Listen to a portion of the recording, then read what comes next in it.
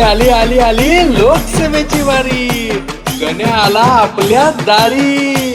बोला बोला बोला, कोण होणार सांगलीचा कारभारी?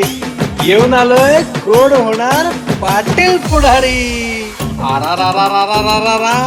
लाई सुर हाय नेत्यांची धडपड, आणि कोण राखतय सांगलीचा गड? कोण होणार पाटील पुढारी?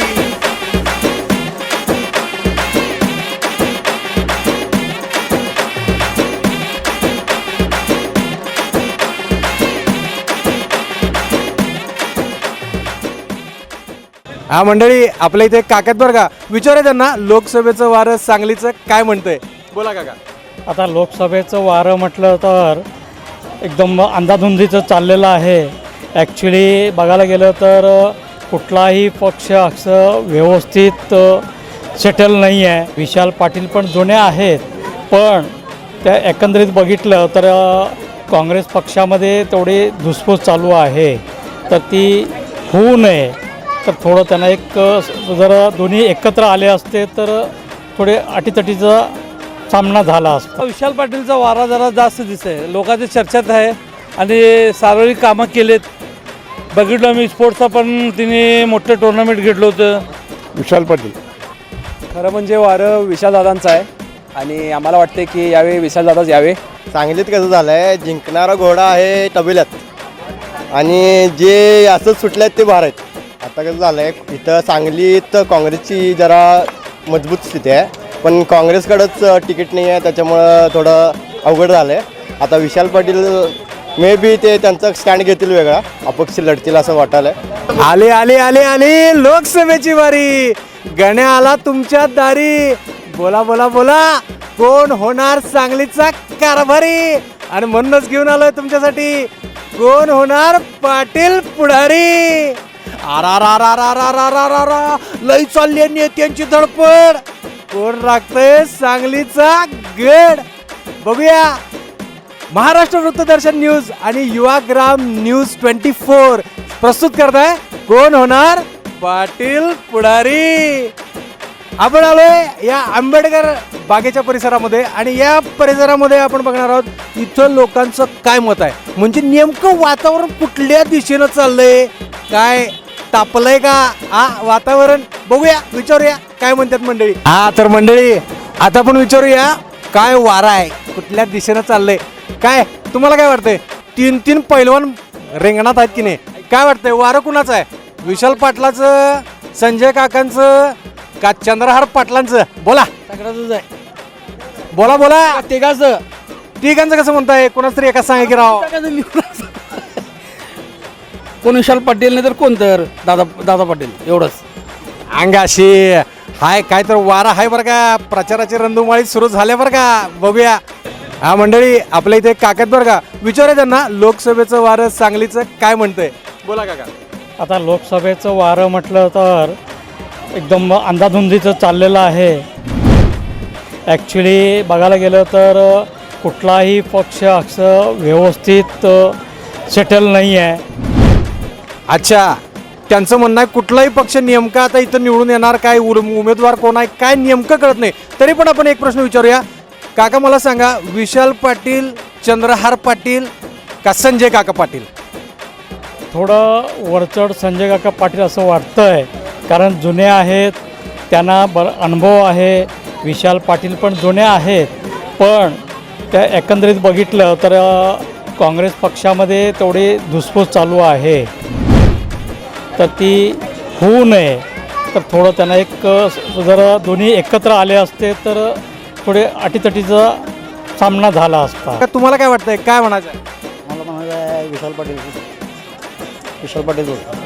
तर विचारूया, नेमकं कोणतं पाटील जास्त रिंगणात आहे, हवा कुठल्या दिशेने चालली? विशाल पाटील, संजय काका पाटील, चंद्रहार पाटील, 3 पाटील शड्डू टोकून रिंगणात येणार असं वाटतंय.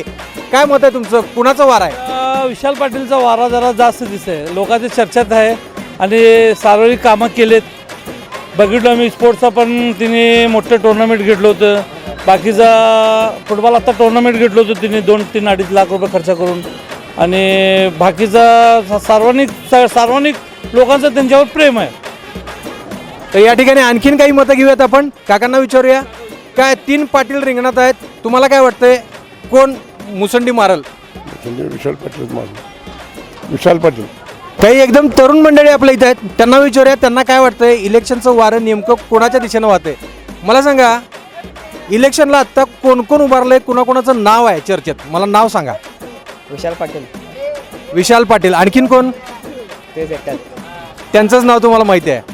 निवडणुकीला आत्ता उभारण्यात नाव आहे चंद्रहार पाटील, विशाल पाटील आणि संजय काका पाटील. यांच्यापैकी तुम्हाला काय वाटतंय कोणाचा प्रचार जास्त जोराचा आहे? विशाल पाटील. विशाल पाटील. विशाल पाटील दिला. तुम्हाला काय वाटतं? विशाल पाटील. तुम्हाला काय विशाल पाटील.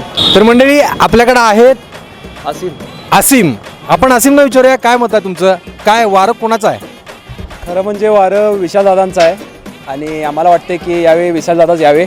आणि आहेत बाकीचे खूप सारे आहेत लोक आणि त्यांनी खूप काही केलंही आहे, करतही आहेत आणि सध्या तरी काय एवढं दिसत नाही त्यांचं काय. बट विशालदादा यावेत आमची अशी इच्छा आहे.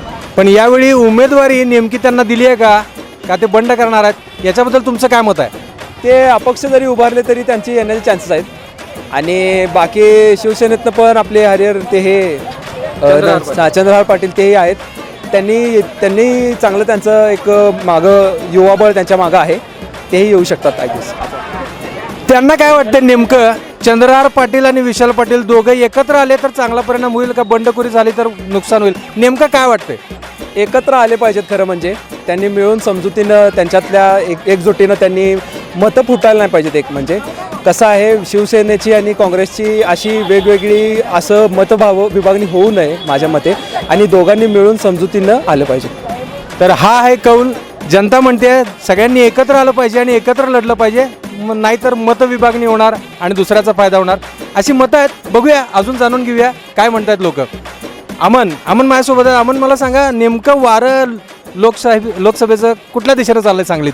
सांगलीत कसं झालंय, जिंकणारा घोडा आहे तबेल्यात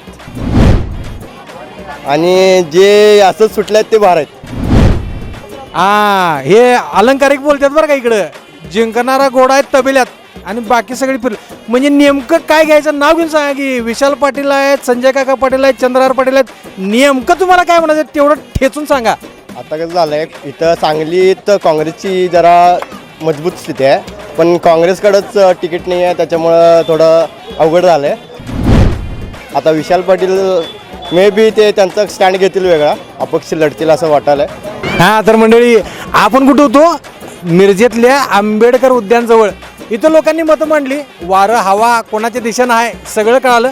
हळूहळू सगळ्या लोकांपर्यंत आपण पोचूया आणि त्यांची पण मतं जाणून घेऊया.